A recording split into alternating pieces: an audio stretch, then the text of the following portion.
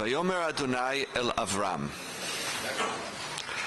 Lech lecha mi'artzecha u'mimoladetcha u'mibet avicha el ha'aretz asher ar'eka.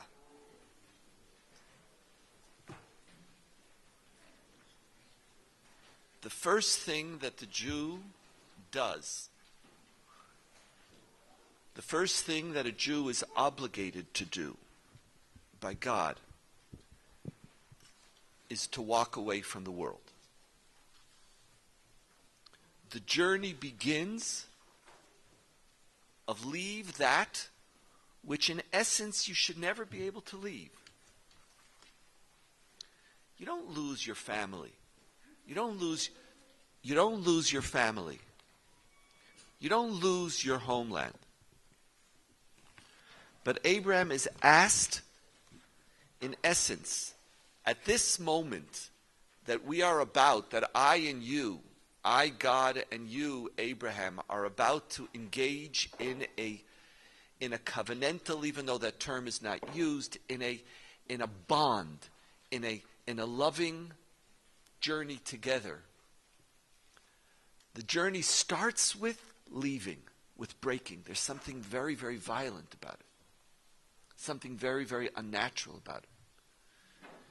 And we know that Abraham was already walking in that direction. But we'll pick this up later. Beforehand, Abraham was walking because that's where Abraham wanted to walk. Now God's telling him, walk because I'm telling you to walk. And what I want you to do is that in this walk, this is not just a tiyul. This is not just a journey from one place to another place. This is an existential transformation because Jewish life is in essence a journey of aloneness. This gets picked up by Chazal's reading of Ivri. In what sense is Abraham ha'ivri? And ha'ivri, as you know, is not because he speaks Hebrew. Who knows what he spoke?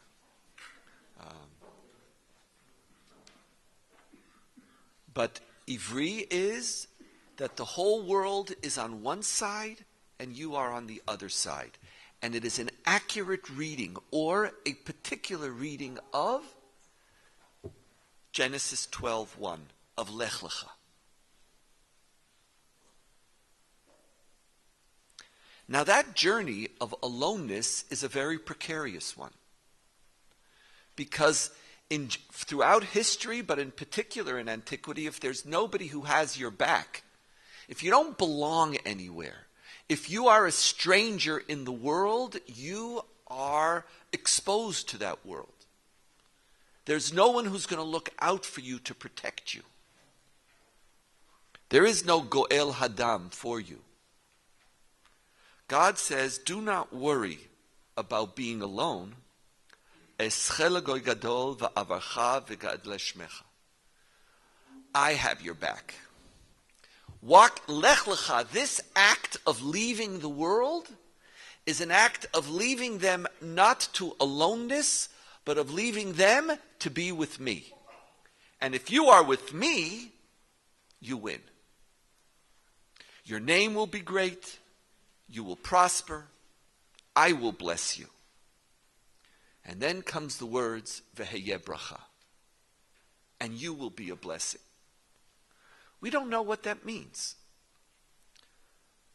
Verse 3 tells you, however, one way of reading what that means. Avarcha mevarchecha umekalalecha or. Univrechu becha kol mishpachot ha'adama. What does it mean to be a blessing through which all the nations of the world will be blessed? Very simply. If they're good to you, they'll be blessed. If they're not good to you, they won't be blessed. I, God, open the newspaper, and the first thing I ask is, was Israel reported in the newspaper? When I look at the world, my single question is it good for the Jews or bad for the Jews? That's it. I have nothing else in my world. You will be a blessing to the world. It's true, because the only way the world will get a blessing is if they're good to you. That's what it is. You, by walking alone, you are the recipient now of the Shefa Elohi. You're getting my blessing. And if the world wants access to my power and my blessing, they only get it through you, and that's why you are now the blessing to the world.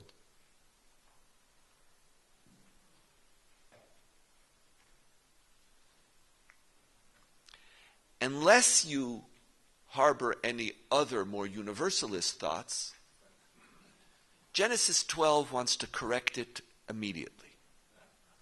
And is basically a chapter of spelling out what it means to live in a world, or what is the consequence of Abraham, of you be willing to do this lech lecha, and to other the world and become bound to me.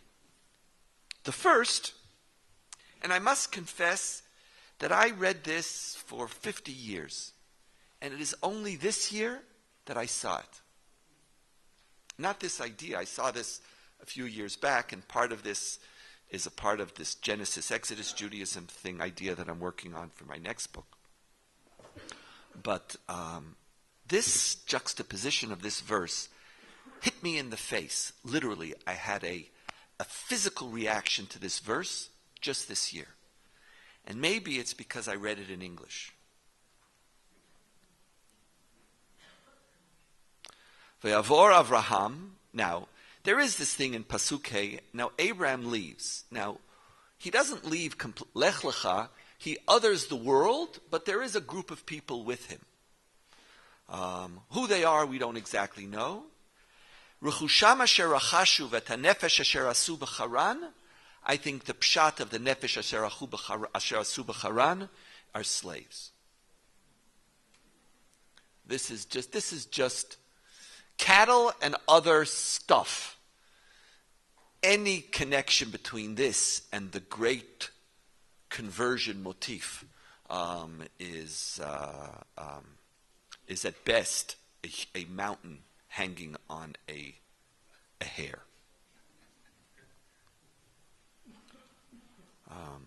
Vayetzu lalechet eret arza Knan, vayavo arza Knan.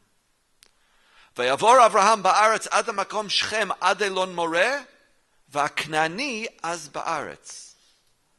Vayar Adonai el Avram vayomer lezaracha eten et haaretz hazot. Haknani az ba'aretz, ulezaracha etnena et haaretz hazot. But what about the Knani?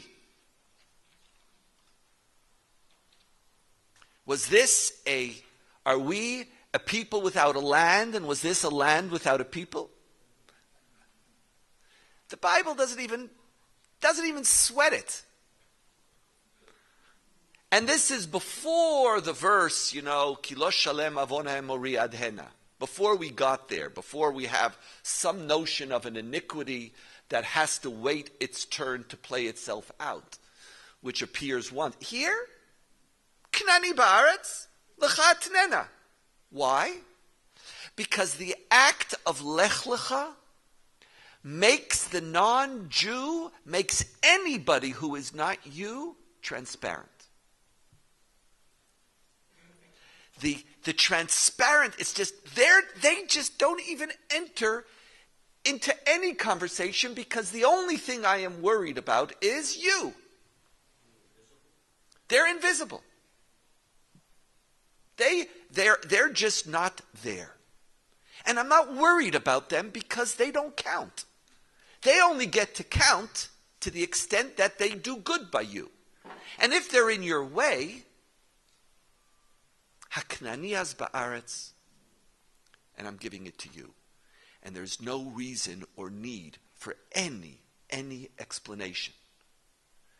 It's just mevarchecha avarech umekalalecha or. Unless this seemed to you to be too subtle, the text that we learned a few years ago is the first Yetziat Mitzrayim story, where again, Abraham goes down to Egypt, possibly in doing so, violating the covenant of Lech Lecha, repealing the covenant of Lech Lecha. God says, go here and I will make of you a great nation. At the bare minimum, Abraham should have said, okay, we'll stick it out. This is a test. When he goes down, and for some reason, I remember in the all-boys yeshiva world, this played big. You know, this notion of piety of Abraham who never looked upon his wife. Ata yadati. You know, now what's the verse here? Now for the first time he actually sees her as a sign of great piety. We'll leave that aside. Whether you are equally moved by that as my teacher was in grade 9.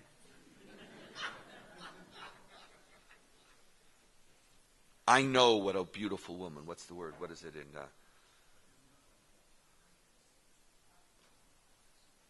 Ken hine na yadati ki shayafat marat. But we'll leave that aside. And then Abraham goes down, says, basically, not only does he not live in faith with God, he basically says to Sarah, now I know what a beautiful. Let's look at the Torah itself. Hinena yadati ki isha yafat mara'at. Vayakiru otach hamitzrim v'amru ishti zot v'hargu oti v'otach yichyu. Havali v'asili chesed nachzor tachzerina imadi le'eretz hamuftachat kasher elech telchi. You following? That's what Abraham should have said. He doesn't. He says, do me a favor. Become Pharaoh's concubine so that I could have a piece of meat. Basically, bye. It was real. Now it's kind of a shame to say goodbye because now I know how beautiful you are. But now that I know how beautiful, it's just a shame. Bye. Could you just do me? Not exactly the greatest moment in Abraham's life. And Pharaoh, who might be a very terrible person, but at least according to this text, we don't know whether he is or not. At the end of the day, this is the story of Mevarchecha Varechu Mekalalecha Or. That even when you are sinful, or at the bare minimum, not exactly an exemplary human being, Pharaoh prospers and Pharaoh suffers on the basis of what is he doing good by Abraham or is he not doing good by Abraham? So Genesis 12 is a very, very tough chapter. It's a very, very tough chapter. And what makes it so tough is it is such a vision changer from Genesis 1 through Genesis 11. Where God, who is the God of the whole world, now says Lech Lecha and shrinks God's consciousness to a people and everybody else disappears. Just completely leaves the story. They're there and they are cared for, or they prosper or they suffer. For one reason and one reason only. Not on the basis of what they deserve, not on the basis of what they do, but on the basis of what's good for my kid. It's a very tough chapter. The theological implication, or the theological foundation of it, is further set in Deuteronomy 4, verse 19 and 20. When God basically says to the Jewish people, don't worship idols, because idolatry is avodah zarah lachem. It is alien worship for you Jews. Worshipping me is avodah zarah for the goy. Deuteronomy declares that worshipping God is avodah zarah to the goy. You don't bow down. Upentisa inecha shamayim v'reit et hashemesh v'terech v'et hakochavim v'kol tzva shamayim v'nidachta v'ishtachavit alehem va'avadatem asher chalak Adonai Elohecha otam l'chol ha'amim tachat hashamayim. They're their gods. ואתכם לקח אדוני ויוציא אתכם מקור הברזל ממצרים לא להיות לו לעם נחלה כהיום הזה. At this moment of Lech Lecha, not only are you supposed to leave the world, but I am also leaving the world. They get something else. They get the idols to be their gods. You now have me. This gets translated into a core ethos of mitzvah. And whether it defines some of mitzvot, as Leviticus says, or all of mitzvot, as the Sifra says, it doesn't matter. Leviticus creates this category called Chukot HaGoyim. The core principle, as Leviticus says, Shmartem et kol chukotai et kol mishpatai vasitutem v'lo taki haaretz asher ani mevi otchem shama lashevet ba. Lo telchu b'chukot hagoyi asher ani mashliach b'vneim ki et kol eila asu v'akutz bam v'yomer lachem atem tirshu et madam ani et neden lachem lareshet ota eretz avat chalav ani Adonai lachem asher hivdalti otchem min ha'amim. Not only in Lech Lecha do you walk alone, but one of the goals of mitzvah is to make you alone. And just like Hivdalti Otchem, Hivdaltem ben habeima hatohora v'latmea. That distinction, the categories of purity and impurity, kosher, non-kosher, tameh and tahor, are distinctions which I give to you because I have distinguished you between you and them. They are the ones who don't have this distinction. The act of distinguishing you creates a way of life that you have to follow. The sole purpose of it is to make sure that you, every day in your life, every day you keep kosher, you are reenacting the Lech Lecha experience. That's the purpose of kosher. To reinstitute that Lech Lecha psychology.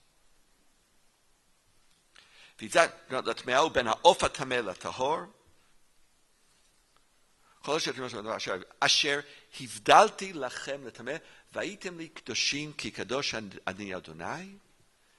You shall, I am separate. You shall be distinct. Va'avdil otchem min ha'amim lihiyot li. I don't want to be the God of the world. I just want you. And I separated you so that you will be mine. Now, whether that is just part of mitzvah, because if you read Leviticus, there is Shmartem et kol hachukim, and then there is Chukot HaGoy as an additional category. Sifra basically makes this the operating principle for a total outlook of a mitzvah way of life. Va'avdil otchem min ha'amim liot li, im uvdalim atem min ha'amim, harei atem li shmi, v'im lav harei atem shel Nebuchadnezzar melech Bavel. You have a choice. Again, it's the Lech Lecha moment. Do you want to walk with me, or do you want to stay in Or Kasdim with your story? You want Nebuchadnezzar, or you want me?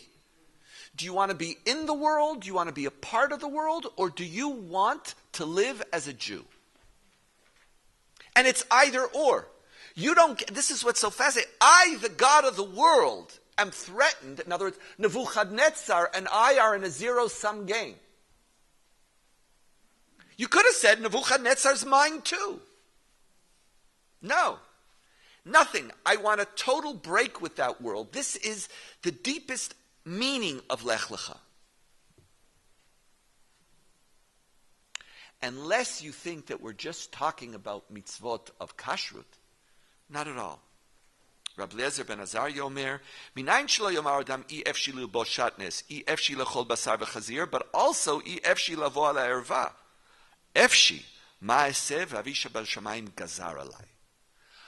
It is in accepting the Gzerat Malchut as the total experience of what it means to be a Jew, that you do the Lech Lecha required of a Jew. And they then connected, Talmud Lamar, Avdil otchem min hamim liot ni, nimtza poresh min havera, mekabel alav malchut shamayim.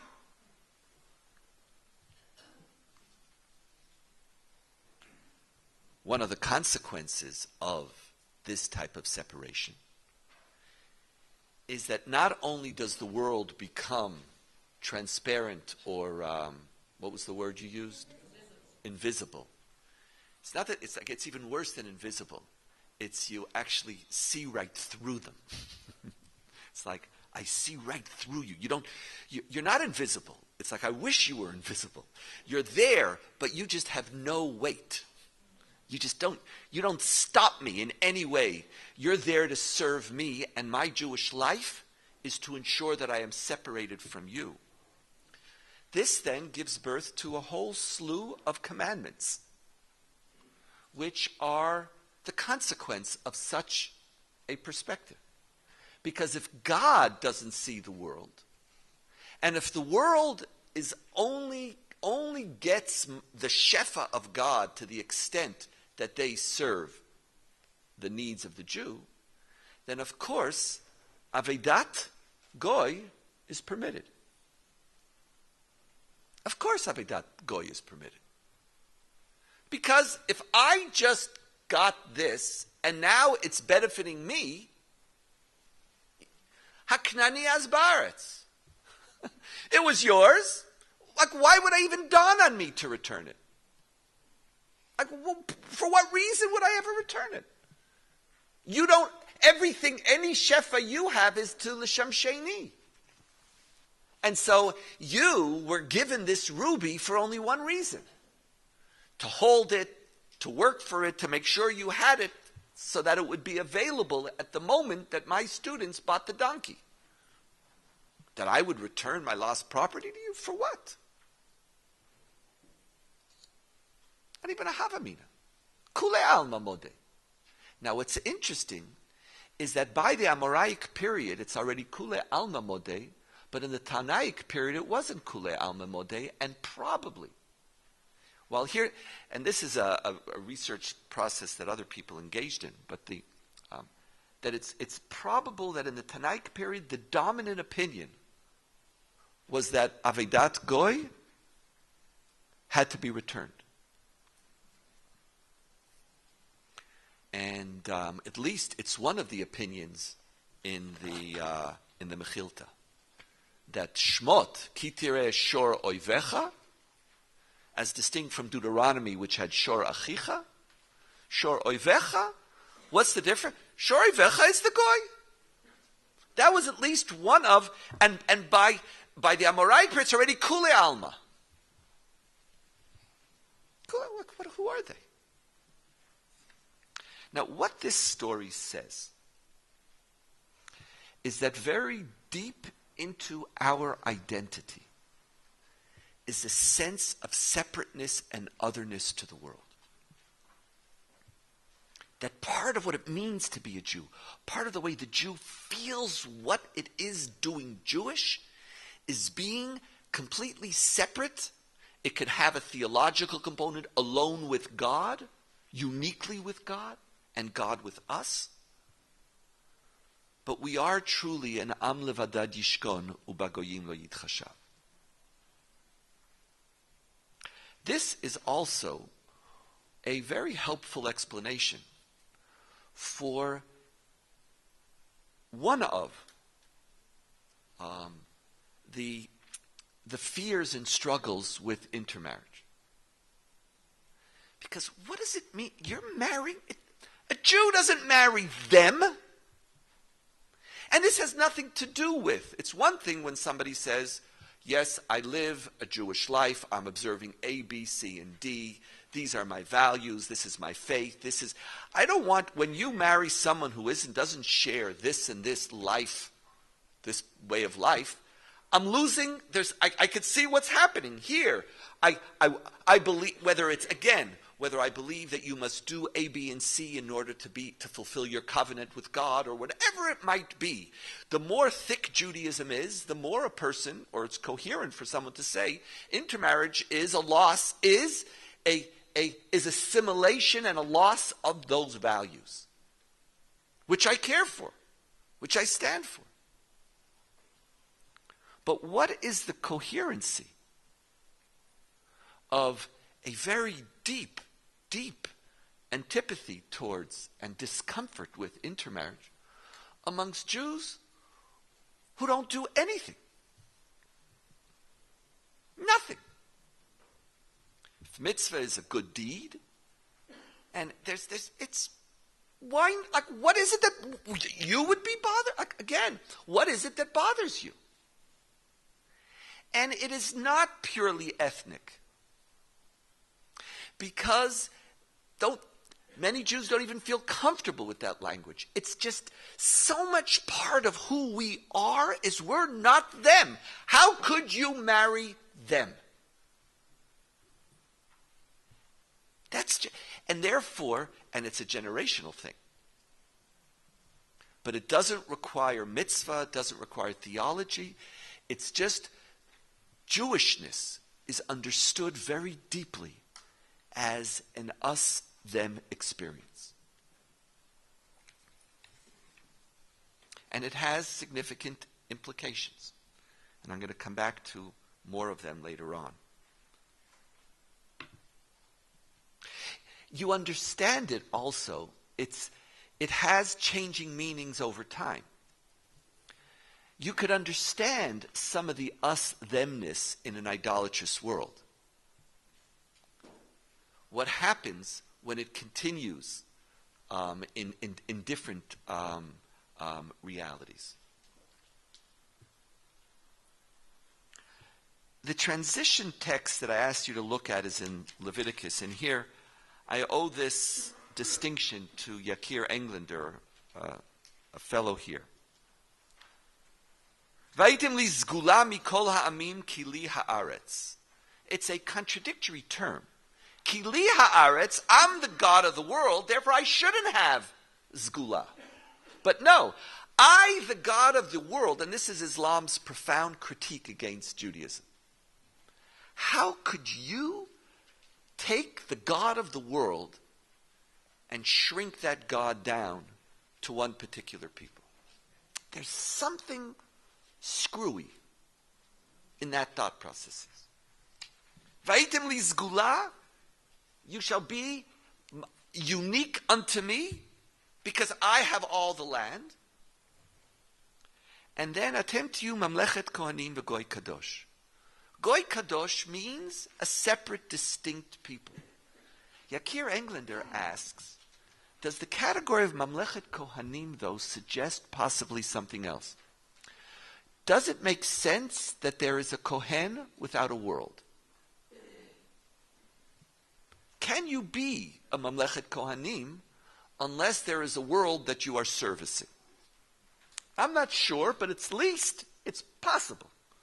That does this category mean something else?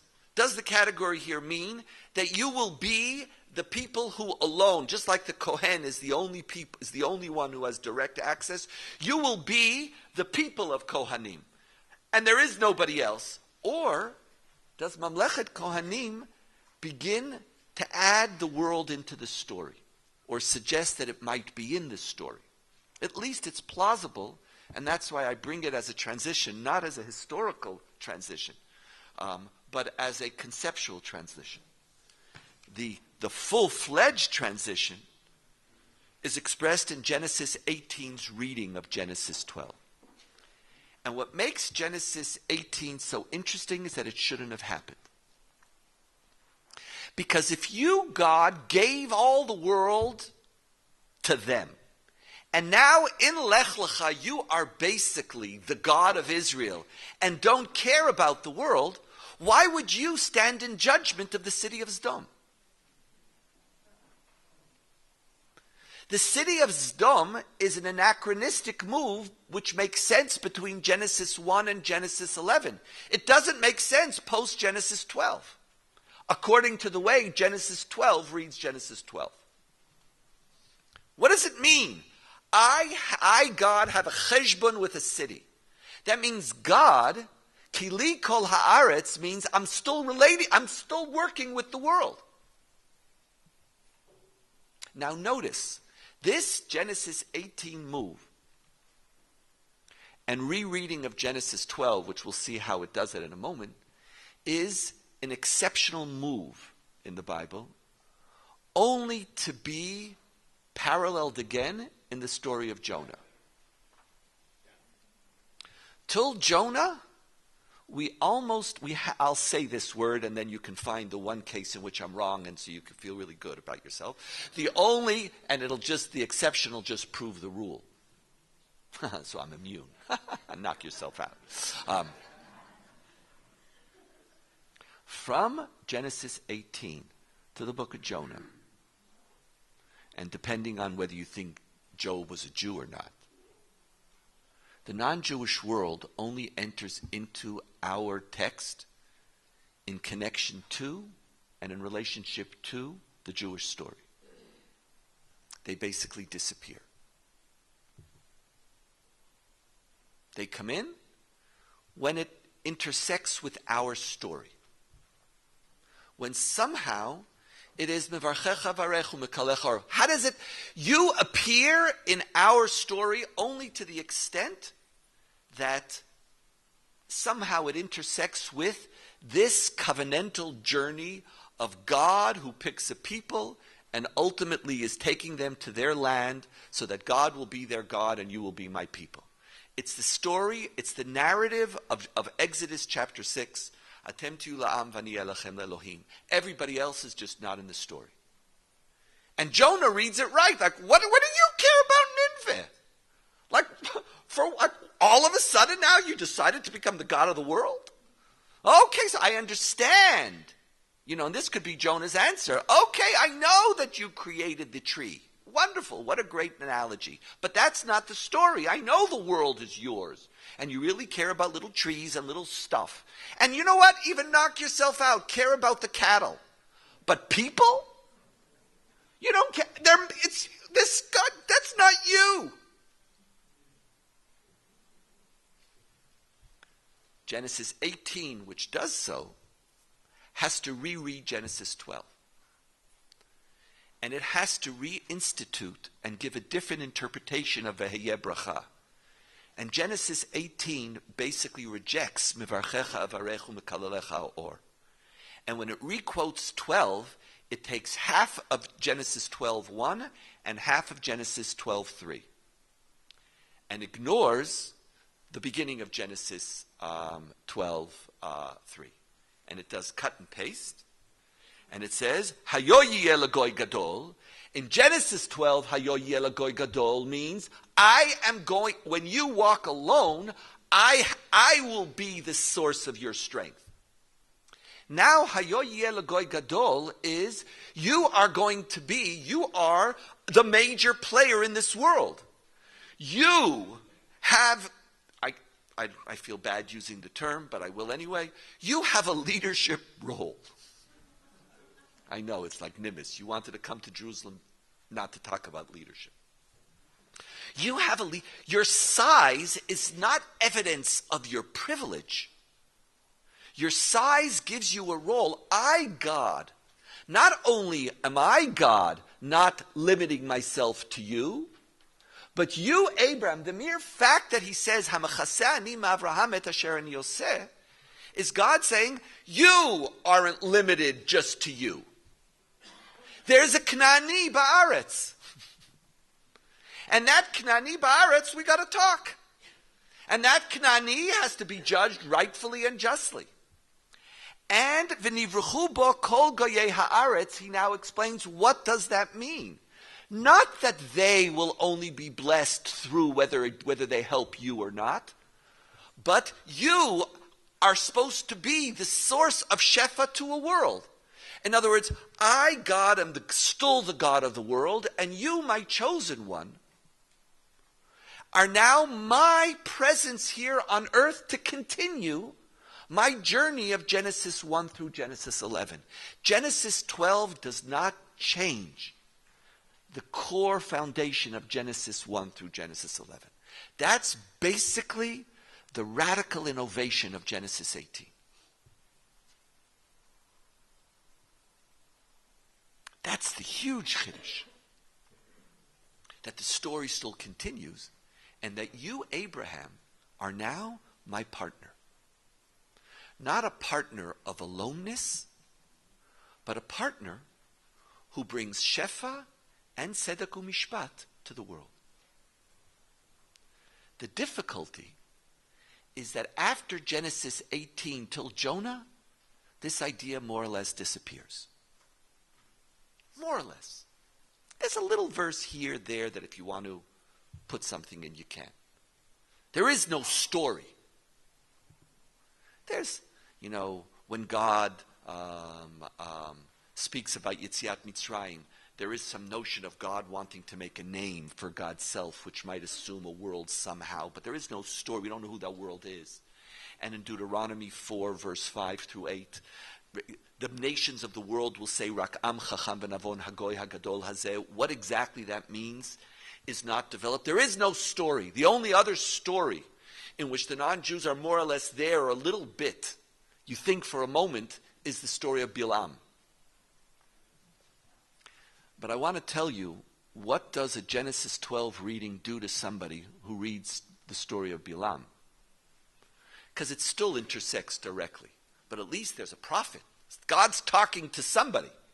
And I know we could do Melchizedek, Kohen Gadol El Elyon, but whether that was just his fantasy or whether someone was actually answering his call, we don't know. But in Bilam, someone's at least answering, someone's talking. My Rosh Yeshiva, a different Rosh Yeshiva, but another one of those Rosh Yeshiva in this wonderful place that I was, and it was an interesting place. And this Rosh Yeshiva ultimately did tshuva. It's a very interesting process. The tshuva and the transformation that the Rav Amital made, Zichrono Libracha, after he became othered himself, because he had a vision of peace in the world after it was our unit, which was wiped out in Sultan Yaakov, and it was all of us Hezdernikim. And a lot of his students were killed. It was a very bad war in Lebanon. And the feeling of the loss of his students was so great, he began to speak about whether Kedushat Haaretz, and he led the Kedushat Haaretz camp, whether Kedushat Haaretz should win over everything. And he becomes a person who starts speaking about Kedushat HaChayim and how we behave after the war. And after our Chativa got basically destroyed. And he starts going away from the community. He then becomes othered by them. And then he begins to develop, in the latter part of his career, a whole language of tolerance and openness and sensitivity to others, which was really remarkable to see that. And it's one of the great blessings of being othered, because when you are othered, it makes you a nicer human being. There's nothing as good for you as a little bit of shunning. It does cleanse your soul. But he, and I remember in yeshiva, this is in front of one of the more liberal yeshivot. How is it that Bilam could even be a prophet? And the answer he gave was, I don't know. I could just tell you, though, this is also the only place where a donkey prophesizes. So when a donkey prophesizes, a goy could prophesize. Basically, you're nodding. It's like you heard it. It's okay. This is the exception to the rule. This is not something that I have to put into a coherent theology. But Genesis 18 stands, but it stands alone. It gets picked up again in the prophets. And it's in the prophetic end of days that we begin to hear about another world.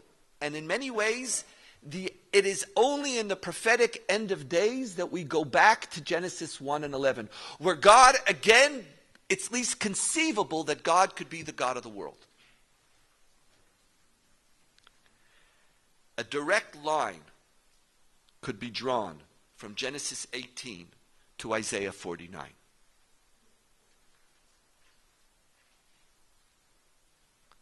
And it's drawn because Amos chapter 9 gives you a reading of Genesis 12.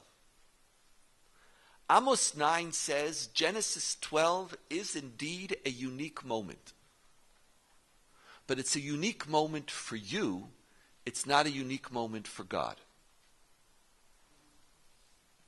You are chosen at that moment. But you think that's it? I have a Genesis 12 with a lot of other people. What do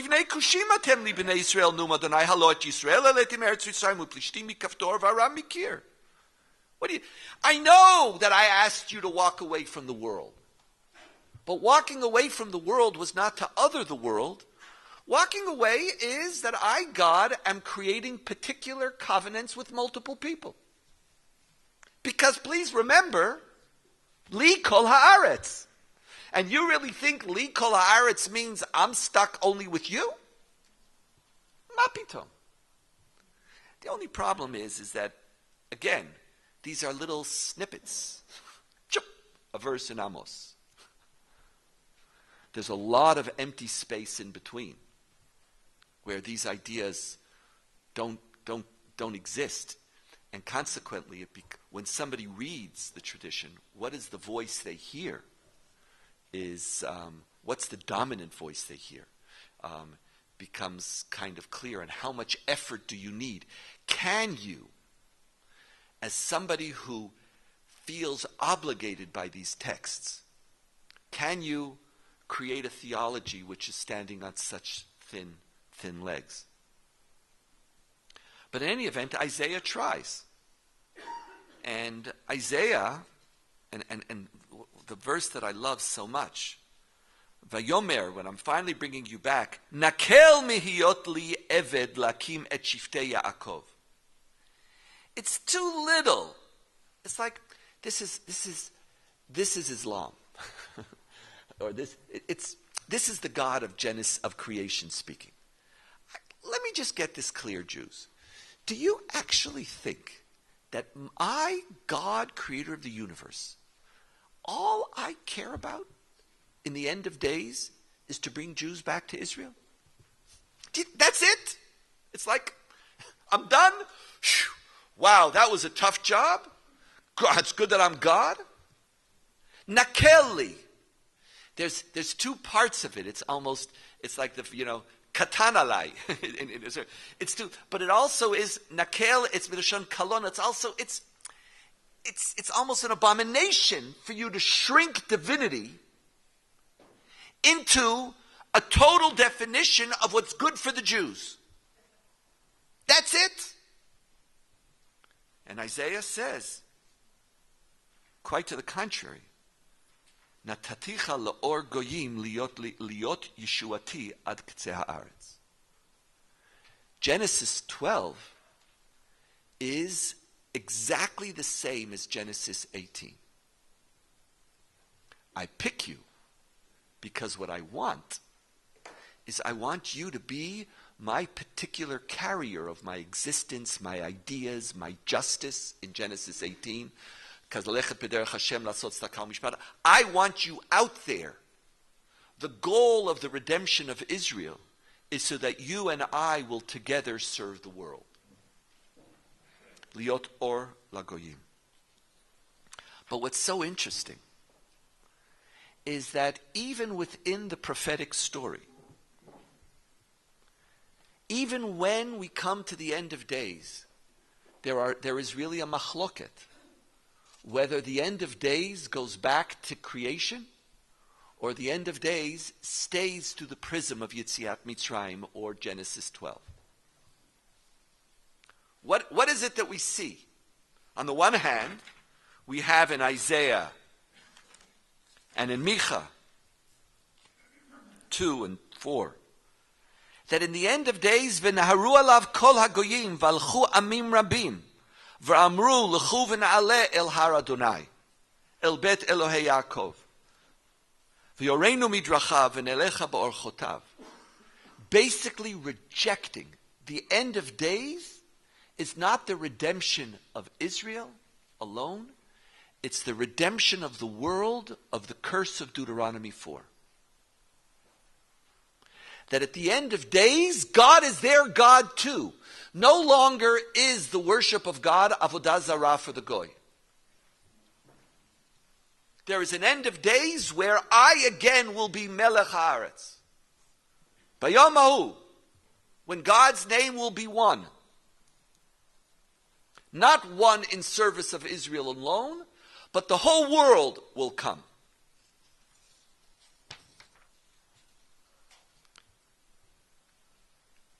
Already in Isaiah 11, you see it shifting a little bit.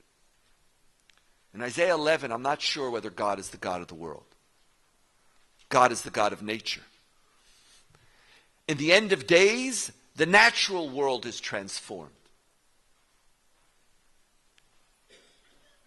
And this Geza Yishai will spread wisdom.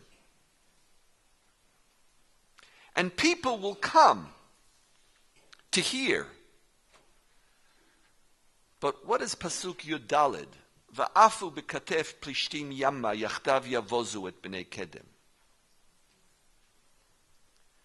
If the lion is lying down with the lamb, what do I have to leave plishtim alone? What are you doing here? We're all now, there is no zero-sum games that we can live together. There's space. We're going to come. There's wisdom. But it is really Yoel who makes it very clear. V'yadatem ki ani Adonai lechem shochen b'tzion har kodshi v'ayta Yerushalayim kodesh v'zarim lo yavruba. You're not coming. In my end of days, you're not showing up in Jerusalem. No goy, there's a big sign. It's the new definition of an NGO. No goyim allowed. Oh, no, NGA. No goyim allowed. No goyim here. It's my gods, and mine is only for my people. And when you read Yecheskel in Milchemet Gog uMagog, the antithesis of this vision of an end of days, in which instead of wisdom being spread throughout the land, we Jews are spending months and years burying bones, because the details that in the end, they're going to be smashed. Because I bless those who bless you and curse those who curse you. And that language does not only exist in the past, it carries also into my eschatological fantasies. These two stories accompany us. Now, what's so interesting when you go back to Isaiah 49 is Isaiah 49 uses the term Evet Hashem. According to Isaiah 49, when you look at the end,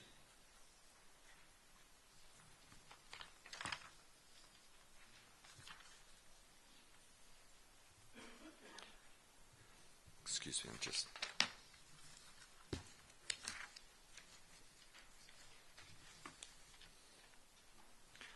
Nakel, Vayomer, Nakel mihiotcha li eved lakim et shiftei Yisrael, unutzurei Yisrael lashiv. He's clearly speaking about the eved is whom? Israel. V'netaticha laor goyim is who? Israel. Christianity reads all the chapters of Isaiah which refer to eved as referring to Jesus. One of the interesting questions, does Christianity pick up on the Genesis 18 reading of Genesis 12 in ways that the Jewish tradition chooses not to? Or is it more accurate, does Paul pick up on it. And in a certain way, take over one of the trends of our identity, which even causes the Genesis 12 motif to be even more dominant, because that stuff about caring for the world, what's that? It's Goyish. That's Goyish. Goyish, it's a Goyish idea. And this trend that existed gets shrunk even more than it needed to be.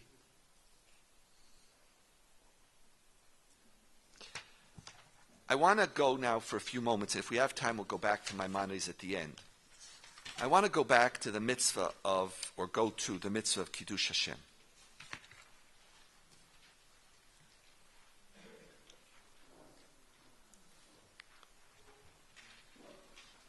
The source of Kiddush Hashem as a mitzvah is in Vayikra. V'shamartem mitzvotai v'asitem otam ani Adonai. Lo tuchalalu et shem kodshi v'nikdashti b'toch b'nei Yisrael ani Adonai mekadeschem hamotzi otchem meretz Mitzrayim liyot lachem lelohim ani Adonai. I want you to keep what I command.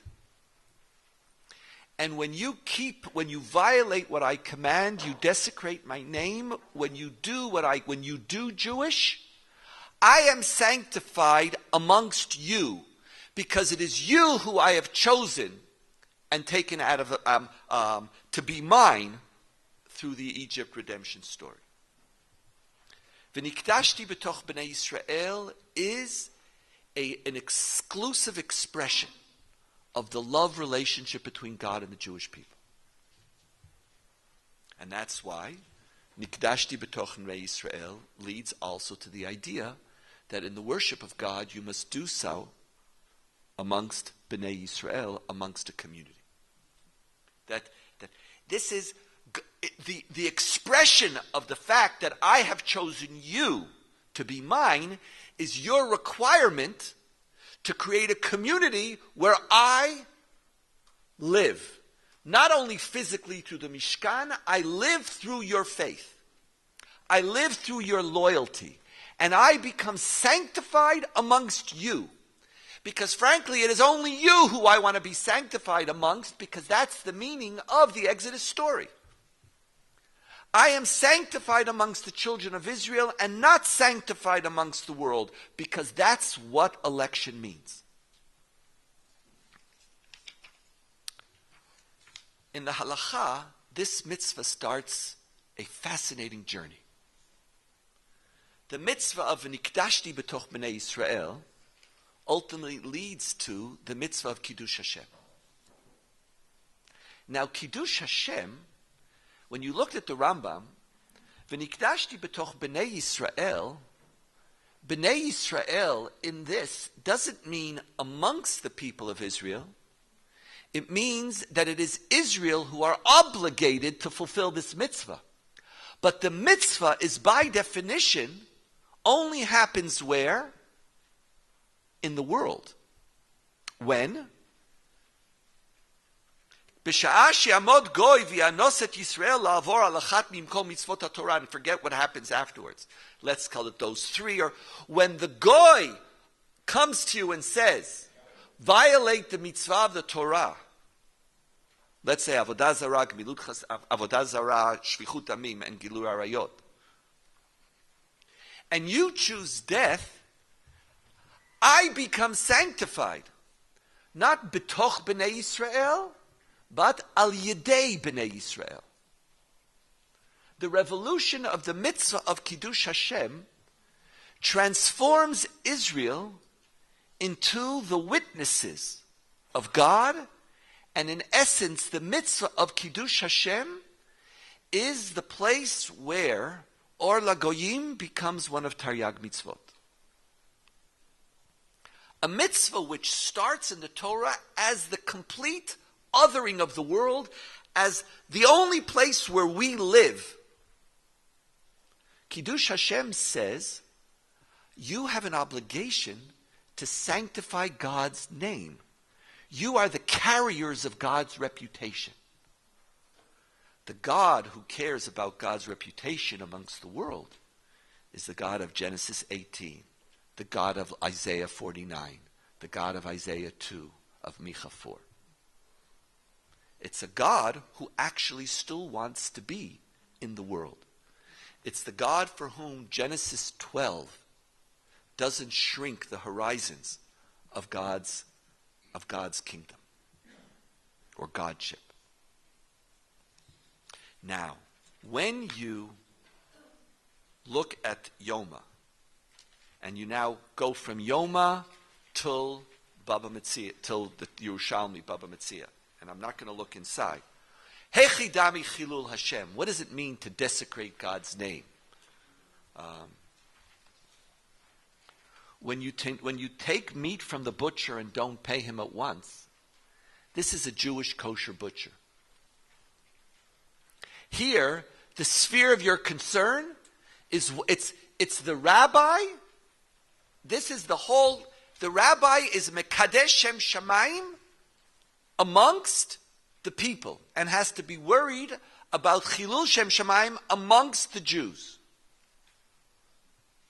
When I don't wear tefillin, or I don't say a Dvar Torah, it's again, this is Nikdashti B'toch B'nei Yisrael. V'ahavt et Hashem Elohecha, sheyesh Shem Shamayim mitahev al yadcha. Now we don't know. Who is it?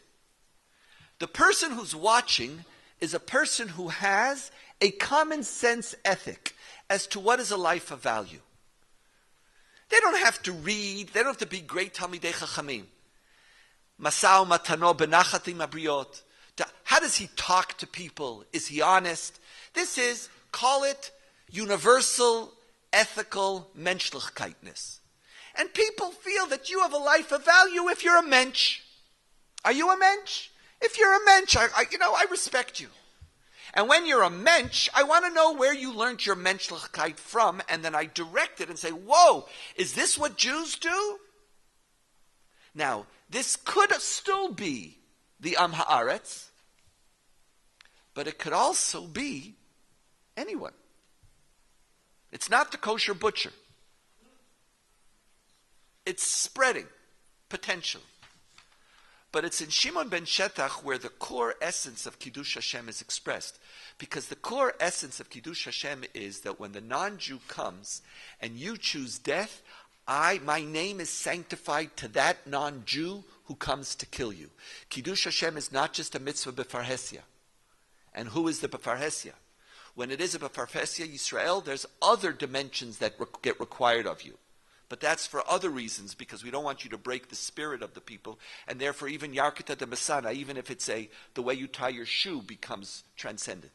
But Kiddush Hashem at its core is not a mitzvah of B'farhesia of Israel. It's when this person comes to you and you choose death, you choose to die for the word and the commandment that God has placed in front of you. You are sanctified God's name to whom? To the Goy. What makes Shimon ben Shetach so beautiful is that you could be a martyr without dying. Death is not required. And while Shimon ben Shetach doesn't say it, it is only the Amoraim who say it. In interpreting Shimon ben Shetach, that Shimon ben Shetach, they're trying to explain his behavior. Because Kule Alma Moda, everybody knows that you don't have to give Avedat HaGoy. It's when Shimon ben Shetach says,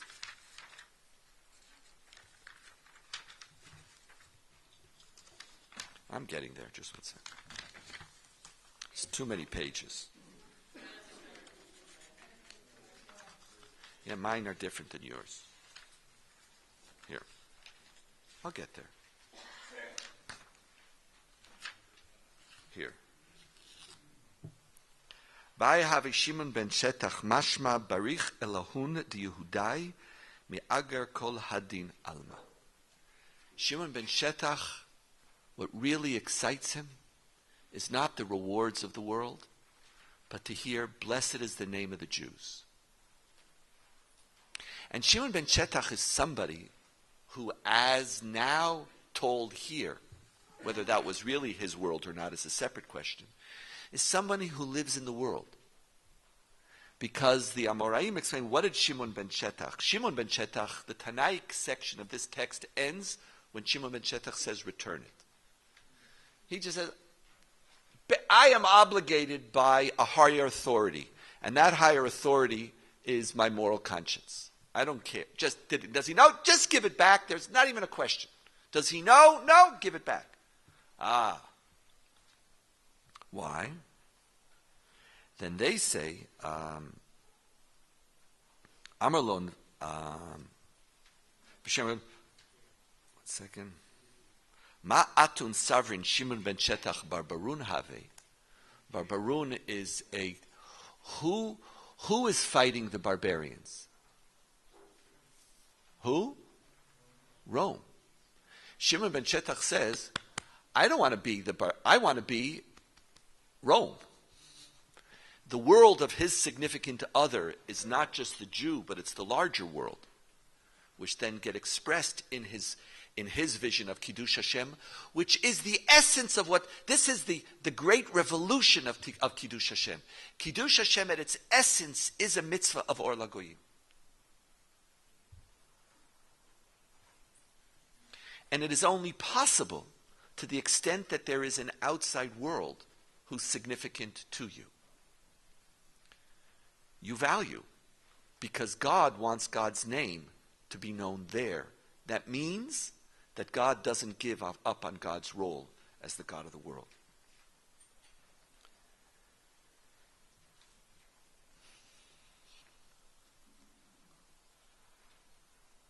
Othering the world is the dominant story that we heard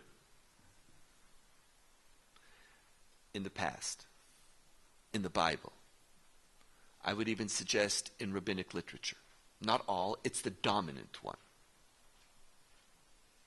But we don't pick our Judaism on the basis of numbers. We shop.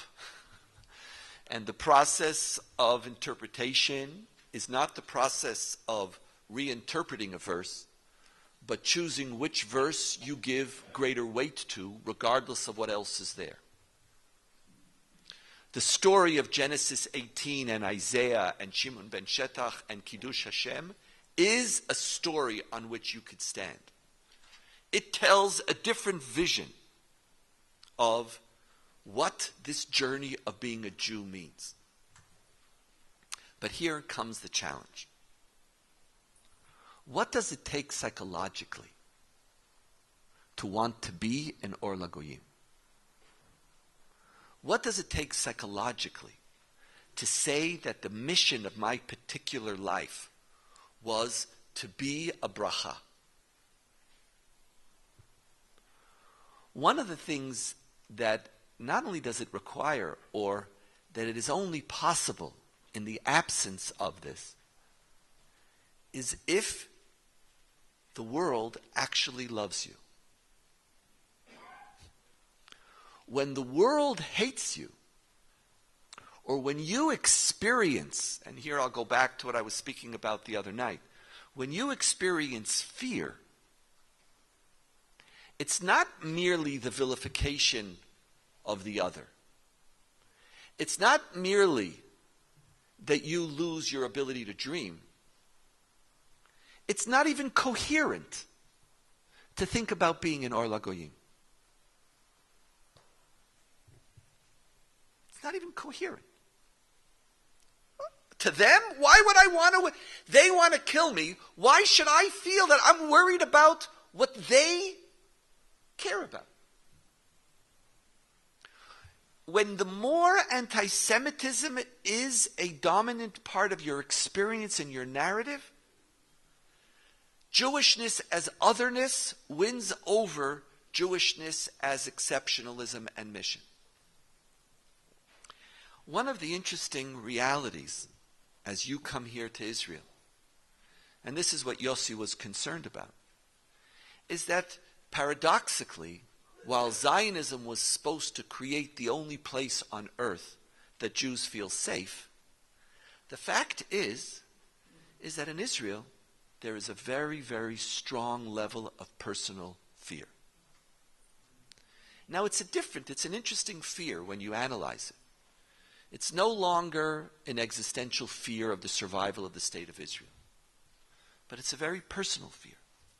Someone wants to kill my kids.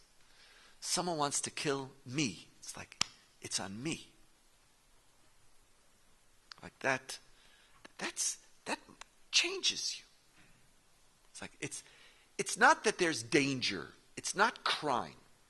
Somebody's targeting you because you're a Jew. It's not just because you're Israeli, because you're a Jew. This is what the Israeli feels, an Israeli Jew feels. Palestinians, by the way, while that's not my objective today, have a similar feeling.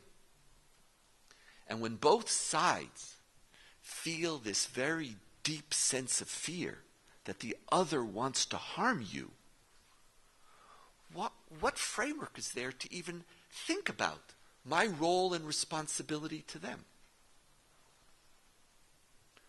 While anti-Semitism might exist, might not exist, might be coming back, there might be pogroms on campus or not pogroms on campus, the reality is that the majority of Jews in North America feel very much at home and very much welcomed. And while anti-Semitism might be something that you worry about, the existential feeling is of being accepted by a world. Israel is increasingly becoming a Judaism of Genesis 12. And it is in America that Genesis 18 is flourishing. And in fact, it's one of the essential features of an American Jewish narrative as distinct from the Israeli one. There were two attempts to solve the problem of the Jews. The fact that in Europe we would always be hated. That in Christian nation states we will never, ever, despite emancipation, be saved, be accepted as normal. The Zionist story was, we need to be in our own space where at least we could protect ourselves. Now, it did also speak about, Herzl and Alza also spoke about creating this exceptional society which will be a gift, but at the end of the day, Europe came to the Middle East, and the only way we could live is on our sword. And consequently, over time, that dimension of Or LaGoyim, which was so essential to the Zionist narrative, slowly dissipates. While in the essence of the American consciousness is to reject the Zionist solution for the problem of the Jews. And that you're not going to solve the problem of Jewish survival through Jewish otherness with an army, but you're going to solve it in the most unique country in the world, which will be the only place that Jews could be at home. And it's in the midst of that post-emancipation ideology, which starts growing in the Reform movement and in secular Zionism, ultimately finds its true home, because it is the place where the Jew is at home and consequently could begin a conversation about being Or LaGoyim.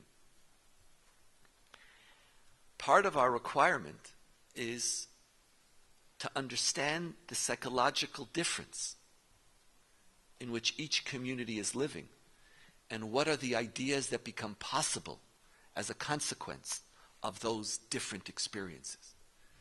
And how do we overcome the fact that you're just speaking in completely different, like on a different wavelength? So when, this was a remarkable moment, when the ultra-Orthodox Chaver Knesset, who? One of them. No, not Gafni. No, he's a Chaver Knesset. But I'm blanking on the name. When he was asked about the Reformi Kotel, no, his answer could be, doesn't matter. His answer was, why should we care about the Yudim HaReformim in America? They are supporting the president who wants to destroy the state of Israel. And when you look at it, I and Israel have a very different perspective on the Iranian nuclear deal. And he had one particular one, and it was when he reads it through his experience, and way leads to way leads to way. And one of the grave challenges we face is whether we are in fact creating these two radical different Judaisms, which have nothing to do with whose conversion you accept. I think we're going to get to a time when those things will be like, we'll laugh at it. That was a question? That's what divided us, whether I accept your kashrut or not? Whether I accept you as a rabbi?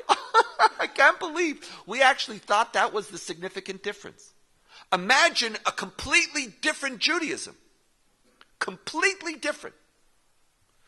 Growing out of different strands in parts of our tradition, and being buttressed by very different emotional experiences, which cause a sense that one community looks at the other and says, I can't even understand who you are. You're not Jewish. You're not Jewish because you don't want to be an Or LaGoyim, and you're not Jewish because you don't even realize that they hate us. And that Jewishness is fundamentally an other experience. But in its last interesting manifestation, and with this I'll conclude,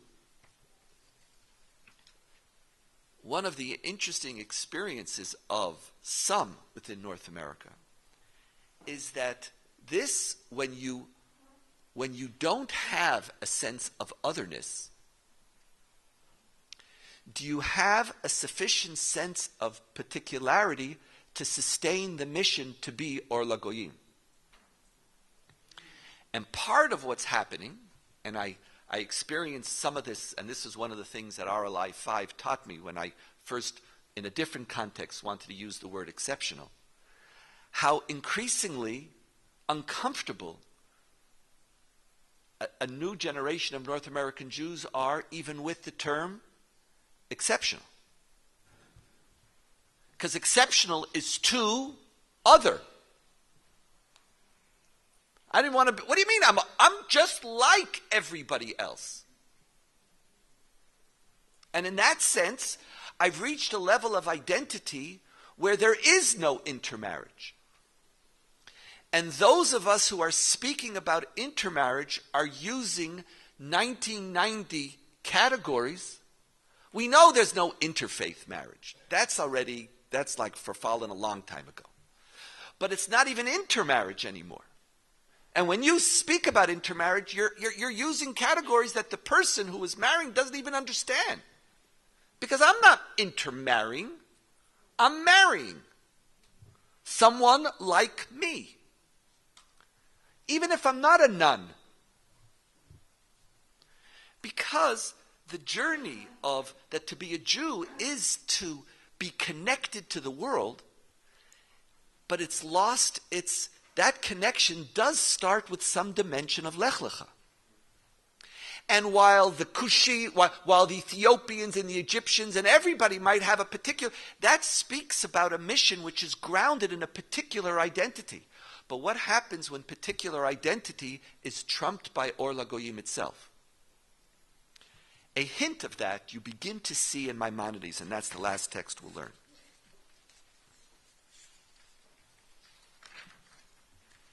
We're going, by the way, I understand, till 1. That's why I'm allowing myself a few. I was told. So move your tushies appropriately. And then I'm going to...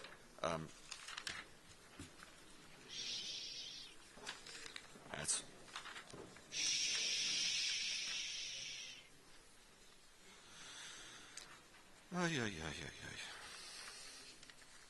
Maimonides Hilchot Shemitah V'Yovel. Or actually, you know what? We'll start with Maimonides Hilchot Avodah Zarah first. Maimonides Hilchot Avodah Zarah says, "En holchim b'chukot hagoyim." He picks up on Leviticus. He's translating into Halacha, Leviticus, and the Chazal definition of that. Lo medamim lahem, lo b'malbush, v'lo b'seyar, u'kayotze behem, etc., etc., etc. Hakol b'inyan achad hu mazhir. שלא ידמה להן אלא יהיה הישראלי מובדל מהן וידוע במלבושו ובשאר מעשיו כמו שהוא מובדל מהם במדעו ובדעותיו. Maimonides continues the Chukot HaGoyim. But he says we have to be different, not as an end unto itself. We have to be different in our external dress, just like we're different in our what? In our thoughts. In other words, there is something that we stand for, and difference is not an end unto itself. Particular ritual and expression have to serve a particular identity. So it's not otherness for the sake of otherness. It's othering so that you will sustain the core feature of who it is that you are. But then in Hilchot Shmita Yovel, which we study here all the time, section 13, Lo shevet Levi bilvad, ela kol ish ve'ish mikol baei olam asher nadva rucho oto vehevino mada'o lehibadel la'amod lifnei Hashem l'shato u'la'avod la'dat et Hashem v'alach yashar k'mo she'asa Elohim. Not shevet Levi alone, who are the army of God, but any person amongst the nations of the world. In other words, the world is part of this covenant. Who their soul has moved them, and their mind has led them to understand that they must lihibadel. Look at this. Lihibadel is not lihibadel from the world. It's lihibadel from the physical. To lihibadel from all that doesn't enable you to be at one in your knowledge of God. It's a different lihibadel. Lihibadel la'amod lifnei Hashem u'lisharto la'avda la'dat et Hashem, and not to serve all the physical stuff of the universe. V'alach yashar kamo she'asau Elohim. God, the creation story, is a moment of covenant. Uparak me'al tzavaro ol ha'cheshbonot harabim asher bikshu b'nei Adam, separates himself from the worldly in order to stand with God. Harei ze nitkadesh kodesh kodashim. You are the Am Zgula. You are the Am Kadosh. You're even the Levi. You're not even like Israel. You're like the elite of Israel. V'yeh Hashem chelko v'nachlato l'olam olmei olamim. Oh, the Rambam ultimately envisions, since in his world, the essence of religious life is the knowledge of God, and the person who knows God is a person who has to spread the knowledge of God to the world. It doesn't make sense to have an exclusive othering experience. He allows the bringing in of those unique others, and all of Israel have a place with God. The world still gets to come in if they earn it. We should earn it, but we have a place even if we don't. The world, though, comes in. What we are seeing is in North America is the Rambam 3 stages after.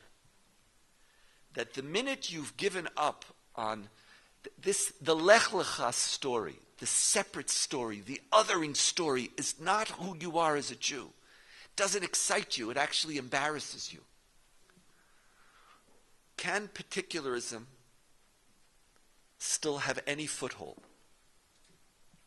Or ultimately, does Or LaGoyim move you? Way leads to way, and you become the world at one with the world, and not a light unto the world. Could you be a light unto the world without some feature of otherness? That is one of the great challenges of Jewish identity as it moves forward. Who are the Jews? How do we understand Jewish identity? The first moment of being a Jew had a moment of chosenness. And that moment unleashed 2 very, very different ideas. Could those ideas live with each other? Can a community live at one with each other with these 2 identities? That is not the theme of this conference, but that is actually our challenge for the rest of our careers. Thank you.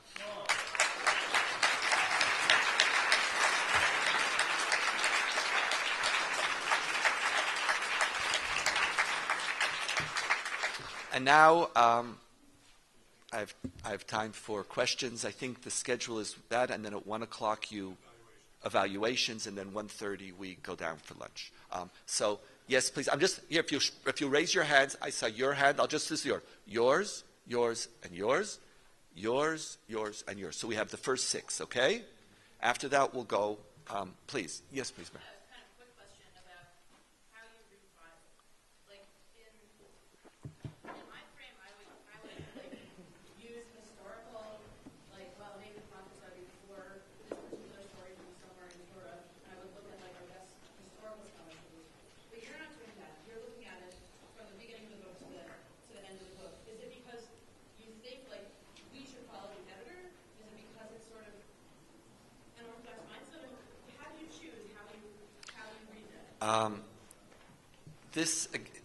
I appreciate the question. I don't care what came first or second. And one of the reasons why I don't care is that I've seen, and we could always see, that what comes first comes back again. And I don't see a historical projection or progression of ideas. It's just they come back. This is the ideas of our people. Let's look at the primary methodology that I and many people here use. It's not an anti-historical one. I use historical ones to get information. But at the end of the day, I'm reading this as a book meant for Jews, not meant for Bible professors. And that means its meaning is meant for me as I read it. So whether there are 4 Isaiahs, 6 Isaiahs, and how does Isaiah 11 fit with Isaiah 49, is not whether it's not an Orthodox Jewish or non-Orthodox. It's just this is a living book. What are the ideas that people are reading? What is it that we could take out of it? I have no just need to what was getting this right. It's just not part of my world of concern. I also find that we spend a huge amount of time with very, very sloppy historical explanations, which don't really justify or explain anything. Is that you end and half of the historical?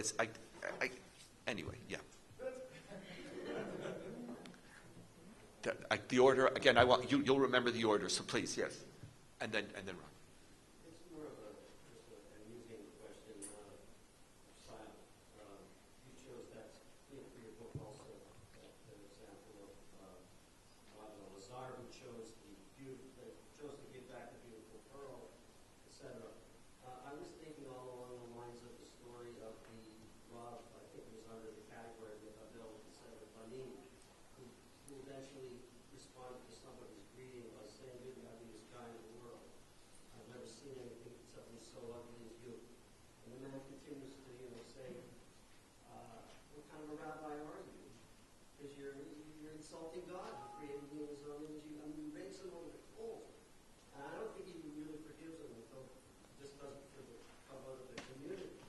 I'm just curious, why you chose that particular story versus. No, because this is a story of Aveda and Goy, which is relevant for the material that I was talking about, the chosenness and othering. And you see, I don't know. I don't know if, again, I'm like, it could be whether there's, could I have used another source? Sure. Could I have? Yes, please, Rob. You mentioned the fact that there seems to be a great gap, if you will, in the notion of the universalism of God caring about the world. And yet there's a great passage, and you want to comment on it, in Isaiah 19, towards the end of the chapter, where it says, "In that day Israel will be a third partner with Egypt and Assyria as a blessing on earth. The Lord God, the Lord of hosts will bless them, saying, Blessed be my people Egypt, my handiwork Assyria, my very own Israel." Same thing would be, again, I chose to bring you Isaiah 2. That would have been just as adequate. It's the same thing. It's the end of days. There is a whole other, again, that's a perfect example of the world appearing. You could take it Isaiah 9, Isaiah 2, Isaiah 19, or Yoel and Yechezkel. It's unbelievable how it carries on. And initially I thought it like this universalist, and it's not a universalism. This is not particularism versus universalism. This is because you could have a universalism within, you can have a sense of mission and responsibility within a profound particular story. But it's remarkable how this, whether the world is even there within the world, within your universe of concerns or not, it just carries down even when we fantasize about the end of day.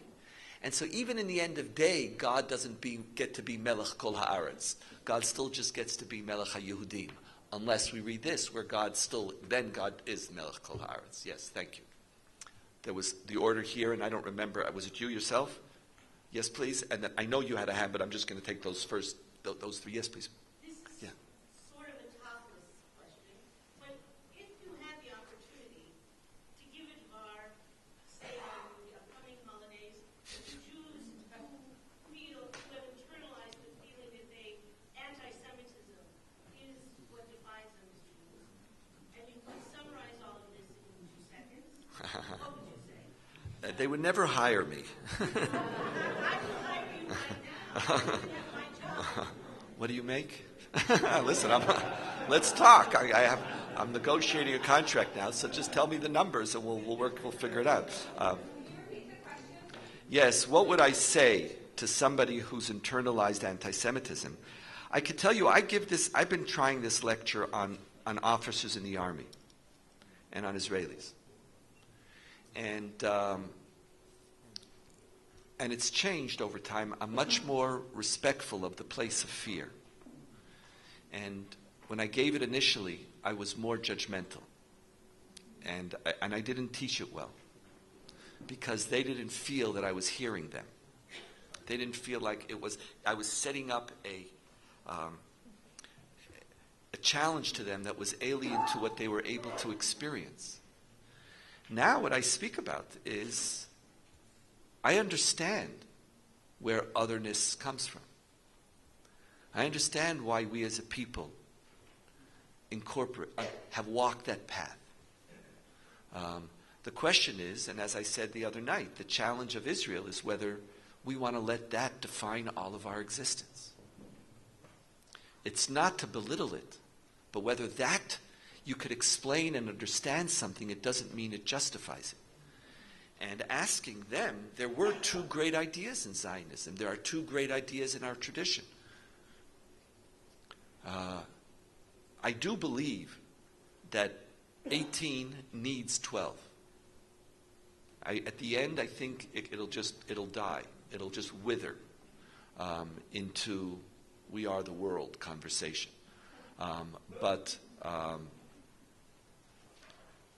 Once you reaffirm somebody, you can now ask them, not you telling them who they should be. Or when I used to teach this, I'm also mellowing over time. I used to judge more. And now it's about, who do we want? Here it is. This is the story. Who do we want to be? And I had a very interesting experience giving this lecture to an Ugda, a division of officers, about 100 and something officers from the rank of Mempei. I don't know what that is in English. Something and up. And it was right after the shooting in Hebron. And we were talking about it. And the Sgan Ramatkal came here. The Sgan Ramatkal spoke to that group after me. And he was speaking about what's the ethos of the army, etc. And there was a huge amount of anger towards me and towards him for any conversation about which didn't start with protecting us, supporting us. And it's not the 60% who don't want the soldier tried. It's not that they say you should all kill them. It's just, in this environment, it's about us first. Don't you care about us? Don't you care about us? And so when you reaffirm that, but then you say, okay, and this is what the Sgan Ramatkal was trying to say, it's precisely because I care about us that I want to ask, what does us need to be? But it's a tough one, because if you're doing it because it's for our own good, then you're a utilitarian. And then there could be counter-utilitarian arguments. What really is best for us? And so I don't have the 2-minute, but I would say to you, now in the greater wisdom of my old age, be nice to people. And affirm them. Because there really is real fear out there. It really, and when you're in that place, it's really, really hard.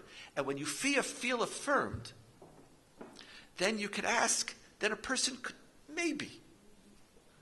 You know, it's like in therapy, when you actually feel heard, you could start working on yourself. Then you could actually begin to work on overcoming all the tainas you have. But as long as I wasn't heard, I'm not moving. And so, how do we teach this? And it depends on your audience, it depends on your place, it depends on your age group.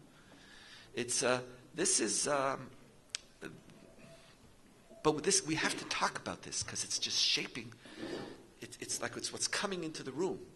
And at the same time, there's a whole generation of Jews who aren't just ideologically but aesthetically repulsed by a whole core 2,000-3,000 year conversation about Jewish identity as primarily being otherness, which very often gets encapsulated in the category called continuity. Continuity. This is the God that I have to sacrifice all my life for. And they just like, for what? Yes, please, the two of you, and then we'll do it. I just wanted to know if there is room for the word national, for the word nation, that is not exactly related with religion. For example, when you talk about continuity, integration, whatever, as a rabbi many times, I'm not the only one, the parents come and they say, well, I have a problem, my son, my daughter, for it to marry or somebody. And you know, those guys are not religious at all. So what's the problem, right?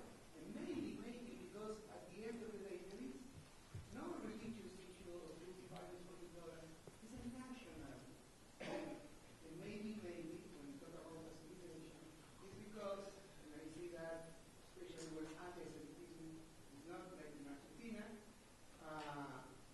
we are losing the national component of the Jewish identity.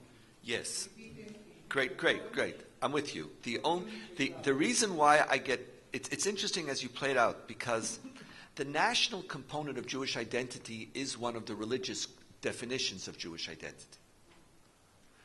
Where we're suffering from it the most, now it could exist by itself. You know, Yisrael afal pi shechata Yisraelu, or what I taught a couple of years ago, the definition of Genesis Judaism, whatever that may be, is a very clear national part of that identity, and that's true. Where it's interesting, how does it get played out here in the state of Israel?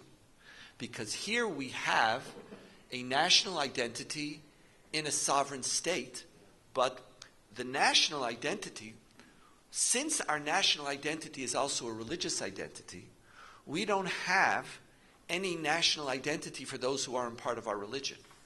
And so it gets real.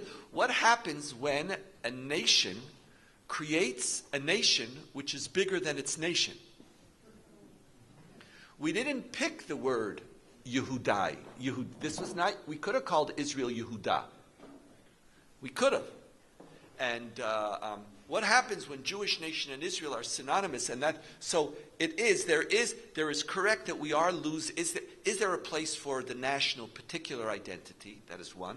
And in Israel, what is our national identity? And to whether we could have a national identity which includes the others in our national identity. That's why in I Engage 2, under the tribes of Israel, we included the non-Jewish tribes who live in Israel because they're part of the tribes of Israel. Yes, please, sir. So as it seems that America and Israel are starting to orbit these dual suns of Genesis 12 and Genesis 18, and as they sort of continue to orbit somewhat independently, what is it that a secular or, synagogue-going but not that right religious American Jew and a secular Israeli have in common? Nothing. Nothing. Oh, okay. Is that a problem? Yes.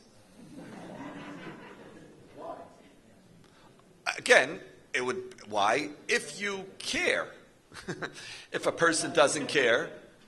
If a person doesn't care, and then ultimately we just have two Judaisms. We become, or like two dramatic, we become like the Protestants and the Catholics in the Middle Ages. We're like two completely different, we came from a similar place, but we've just, we've warped into, or morphed, I was close. We morphed into just something completely different. And it's like, and we've had these sectarian moments, and now we just have two dramatically distinct Judaisms. And at the end of the day, an Israel which is increasingly seeing chosenness in terms of othering, that is both their experience and it comes with an ideology. And the ideology is right there. It's sitting there, and the verses, it's all about Am levadad yishkon, and you have your political narratives, your cultural narratives, your space, your isolation, all of the above create this. And you have a North American Jew for whom it is self-evident that to be a Jew is to be a part of a world, and not only to be a part of the world, to marry that world.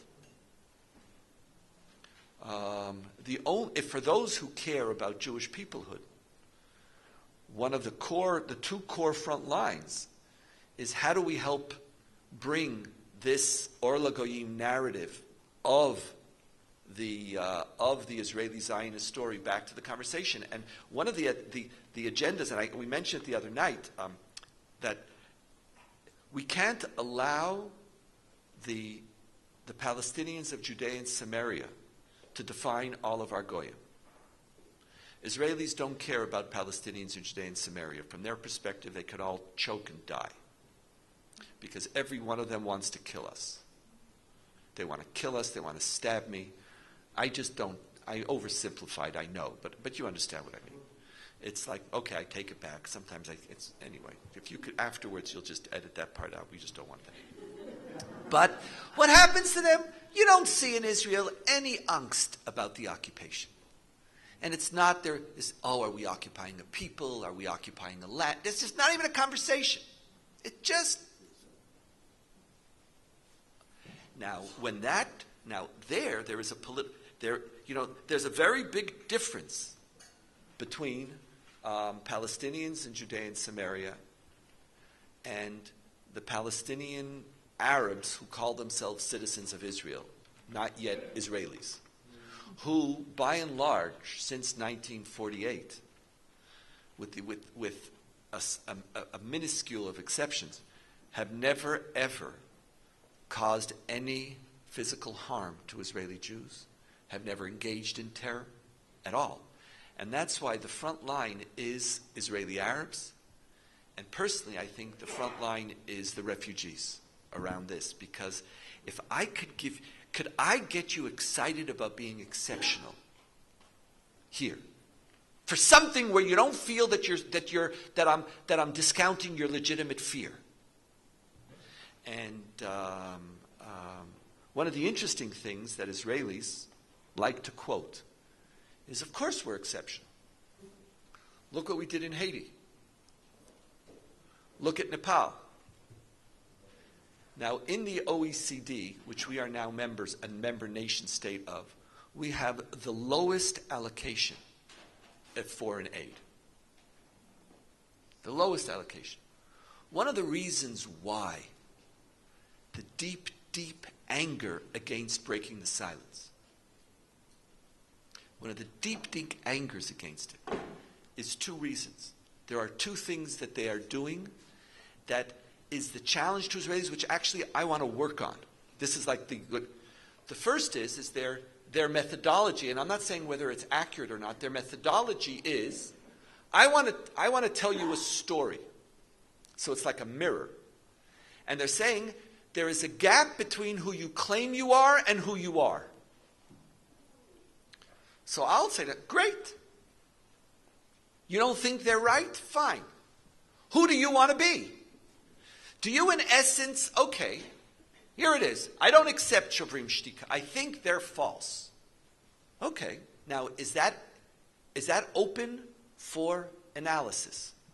Or have we created and one of the interesting features of Israeli society is that we've created a self-defined status of exceptionalism which we don't have to earn. I'm not saying that we don't sometimes earn it. But like, for example, Af echad lo yelamed otanu musar, which is one of the core slogans of Israeli society, or Hatzava shlanu hi hatzava achi musarit ba'olam, is another core slogan, which, and I remember there was this Magad is sitting right here, and I'm saying to him, I said, what about Finland? And he said to me, well, how compared to Finland?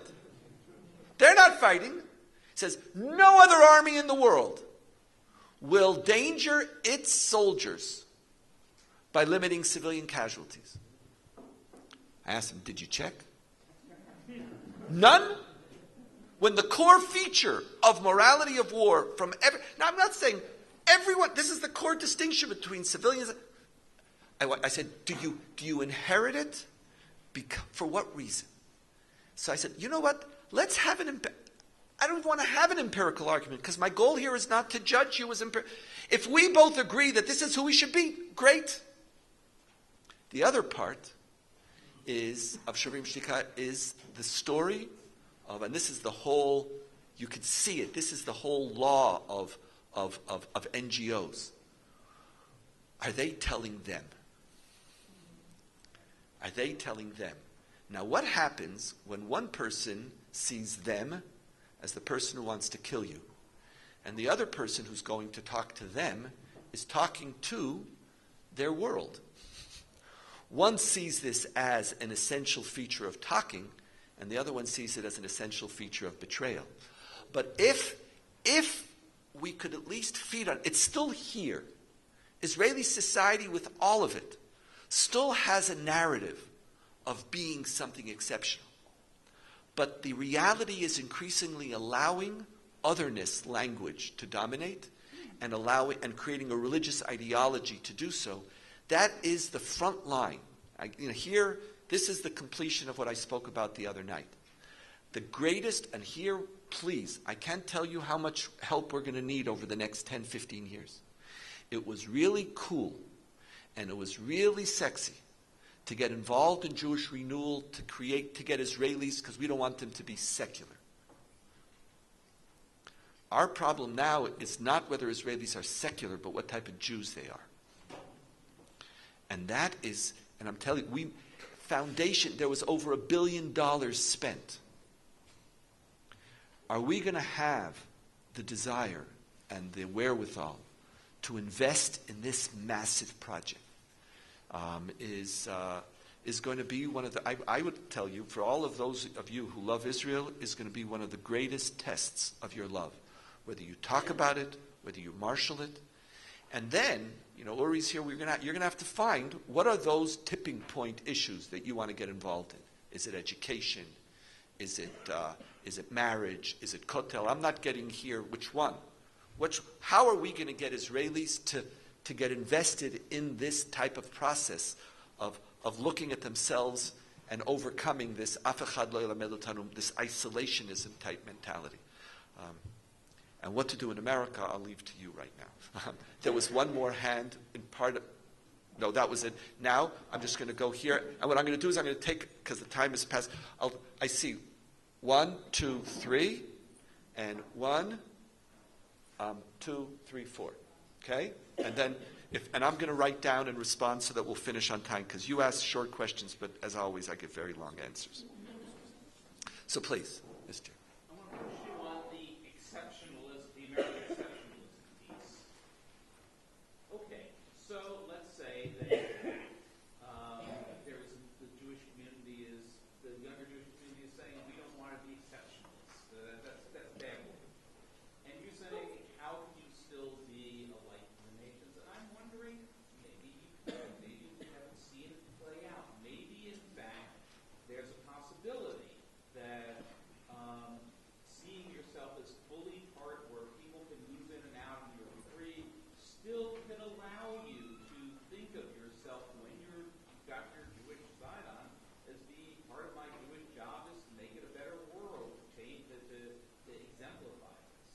why are those so completely antithetical? Got it.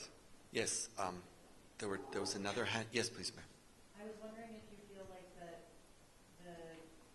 with everything that happened last night with the rabbinical court rejecting the appeal and affirming that they reject the convert of Rabbi Lupstein, if this is a symbol of power grabbing, or if it's a symptom of the divide, this divide that you're talking about on who's authentically Jewish, who's not, this otherness, if the Rabbanut and American Judaism and Orthodoxy have just moved so far apart from recognizing each other, and if this is a symptom of that or if it's separate.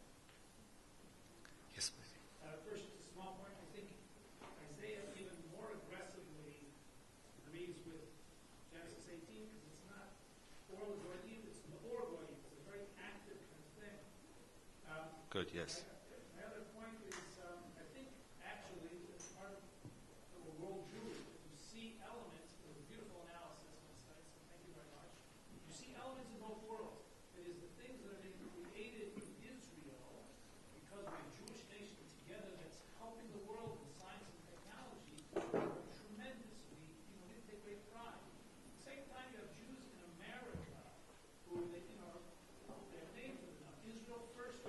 They don't care what Donald Trump would say about anything, but because 17 years ago Hillary Clinton kissed Sue Arafat, they will never vote for her. So I think you have elements in both societies, and the question is how to learn from both. Maybe it ultimately is the recognition of the liberal movement, which we see now includes Orthodoxy in Israel, and it's our somehow ability to take some more specialness. Thank you.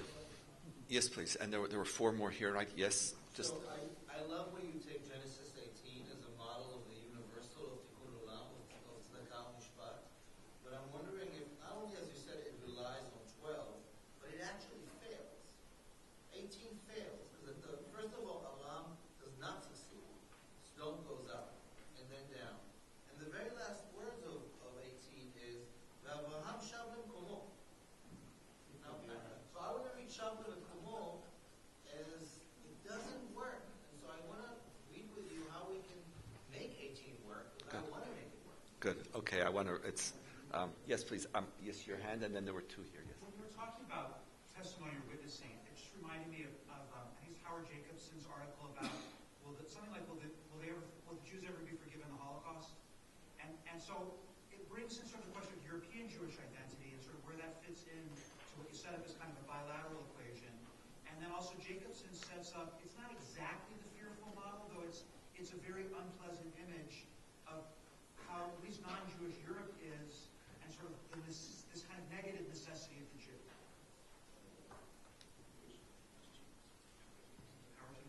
Jay and sort of.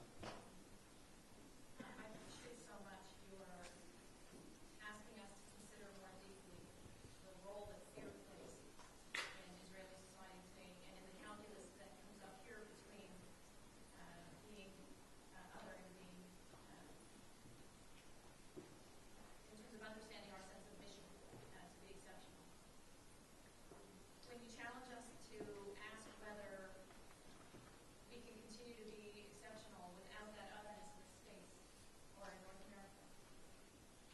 I wonder if there isn't why there isn't the same consideration to understand that it's not necessarily that we are figuring out the calculus of whether there should be otherness for the purpose of serving our mission to be exceptional, but that otherness evolves and changes over time. The contours of otherness, the shape and form of particularism is subject to the evolving sense of how we live, how we interact with others.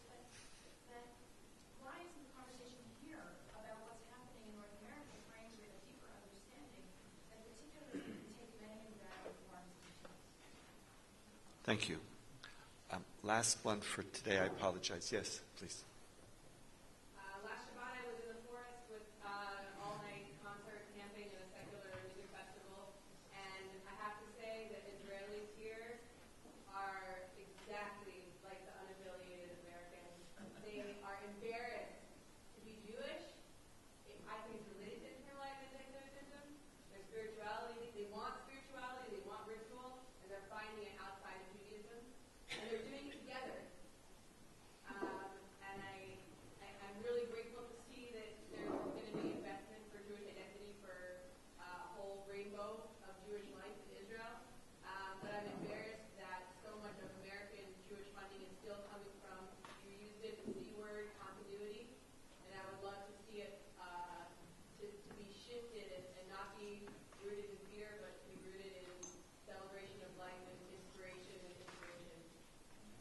Thank you.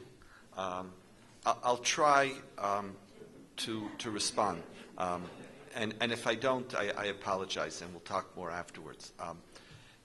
One of the themes that a number of you mentioned, I am not setting up a dichotomy of either or.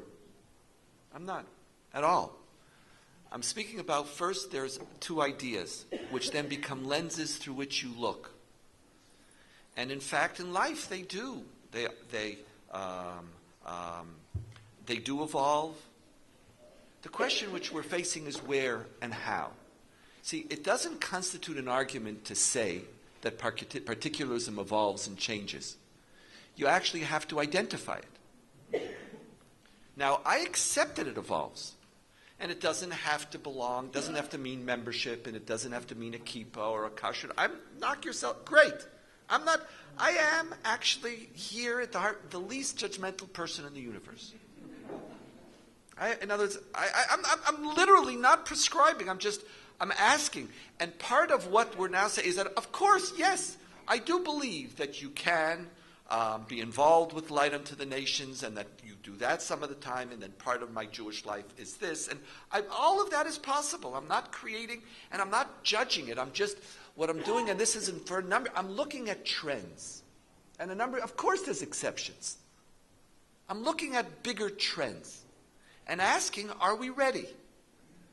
And readiness doesn't mean mourning the failure and death.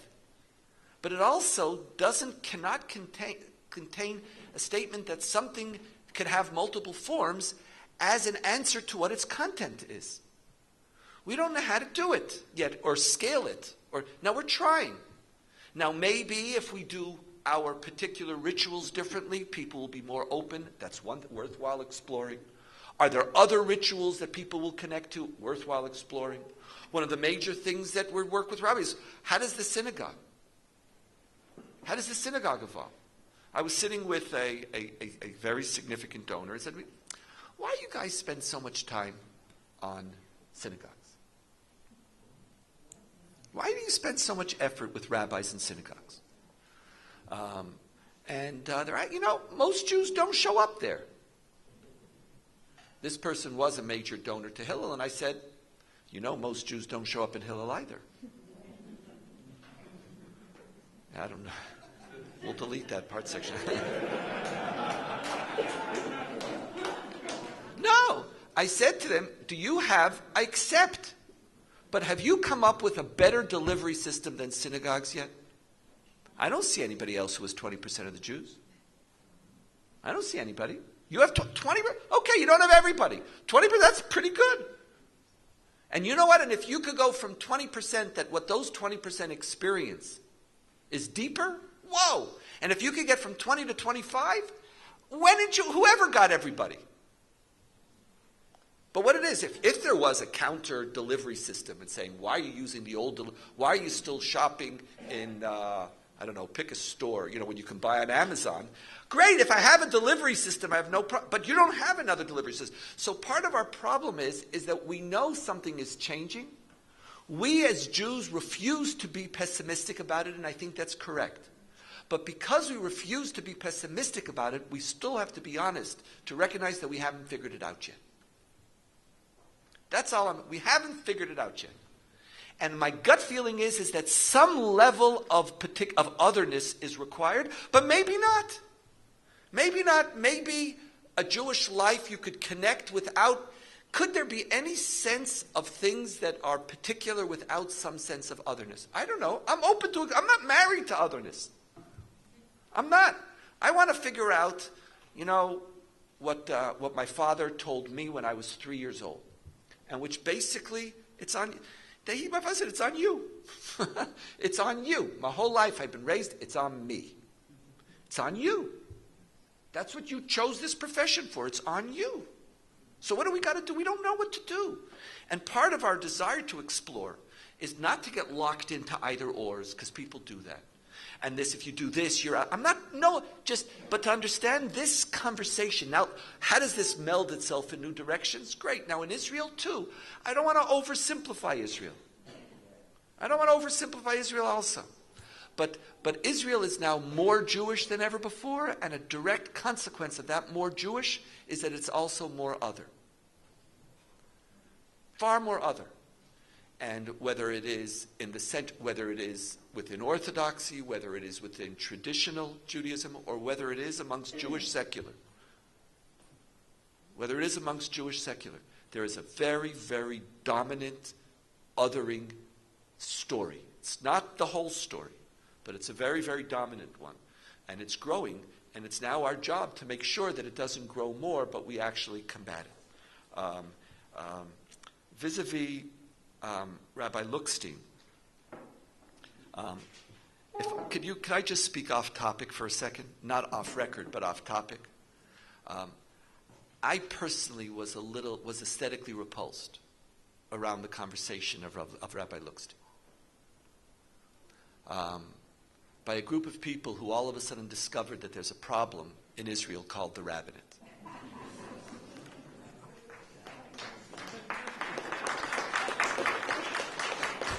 It's like, whoops, oh my God, Rabbi Lookstein, and Rabbi Lookstein's my friend. There's nothing to do like some of my, it's like, now this is it, now, oh my God. The 1% of open orthodoxy in America, their conversion, 92%, no problem. But not Rabbi Lookstein? Oh my God, there's a problem in Israel. How could such a thing be? I got to tell you, it's like, again, so much. How is it that it's like you don't see something as long as you're safe? And at the end of the day, your goal is, if I could be safe again, the problem goes away. Instead of realizing that we have the fundamental challenge. And again, how could you have one rabbinate for all the Jewish people? It's just, but so Lookstein, I want all these people I was called, we're going to go demonstrate. Now? This was the moment? This was the Kash Shashavar and Gavagamal? This was it? Oh my God. But I don't think it was a power grabbing. I think it is a direct outgrowth of a community which is not just othering the outside world, but is also, because othering is contagious. There's just an othering process. And reform are dangerous because you're intermarrying. Conservative are dangerous because you're intermarrying. Modern or open Orthodox are dangerous because you're allowing modernity in. And the only way that Judaism could survive is through Chadash Asur Min Torah. And when you allow one group to dominate, that's where and it's just a direct line. It's an absolute, and parallel to this, on the same day, we had a serious challenge with the rabbi of the army. Because again, one rabbi for the army.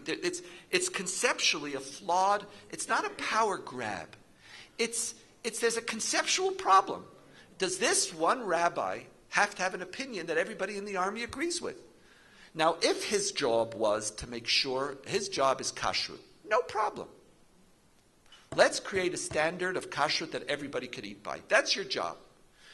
I want a rabbinate.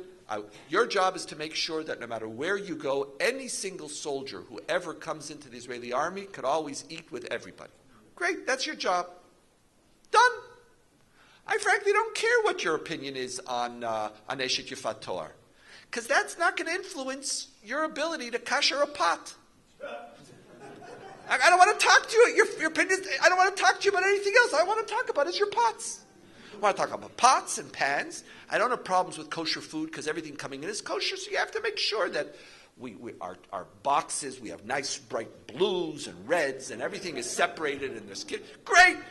Therefore, one of the critical things for a rabbi in the army is they can't be colorblind. That is the primary issue. No, other than that, there's nothing that I want from you.